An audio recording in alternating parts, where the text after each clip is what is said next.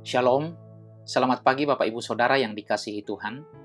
Saat ini kita akan membaca dan merenungkan firman Tuhan, namun sebelumnya itu mari kita satu dalam doa.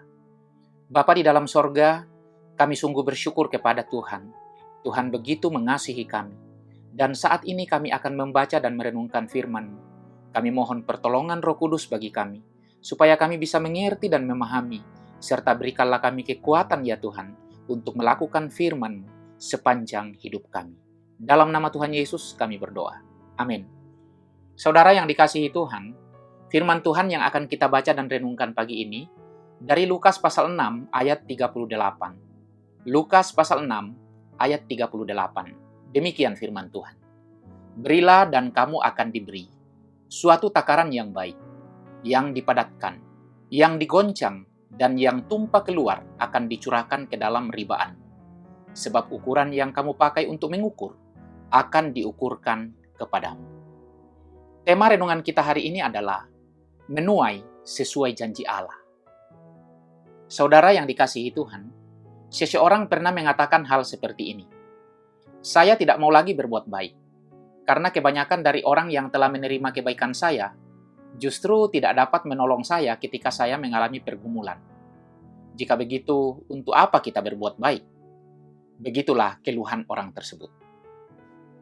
Saudara yang dikasihi Tuhan, banyak orang Kristen yang juga memiliki pikiran yang sama, seperti yang dikatakan orang tadi.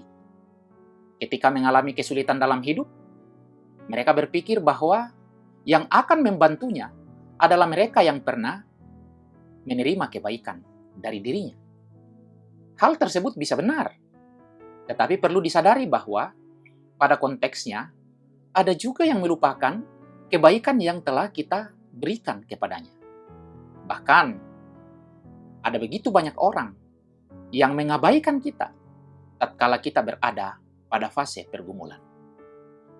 Firman Tuhan hari ini berkata, berilah maka kamu akan diberi. Mengungkapkan secara jelas sebuah keadilan Allah dalam hidup kita. Bahkan berkat yang diterima dari Allah akan menjadi berlimpah dalam riba. Jikapun pada suatu masa kita juga diabaikan oleh orang yang pernah kita bantu dalam hidupnya, kita harus selalu mengingat bahwa Allah itu adil dalam segala jalannya. Allah akan memakai orang lain untuk membantu kita dalam pergumulan. Meskipun orang tersebut belum pernah kita jumpai atau belum pernah menerima kebaikan dari kita. Karena itu saudara yang dikasihi Tuhan, marilah kita terus mengingat bahwa kita memberi bukan karena imbalan dan untuk diingat oleh orang, tetapi kita melakukannya untuk Tuhan. Dan itu sebagai bagian dari ucapan syukur kita kepada Tuhan atas kebaikannya kepada kita. Amin. Mari kita berdoa. Bapa di dalam sorga, kami bersyukur kepadamu. Berkat Tuhan selalu kami nikmati dalam hidup kami. Terima kasih firman-Mu pagi ini buat kami. Berikanlah kami kemampuan untuk tetap melakukan yang baik dan benar. Hingga saatnya kami menuai sesuai dengan janji Allah. Terima kasih Bapa di sorga. Dengar kami berdoa dalam nama Tuhan Yesus. Amin.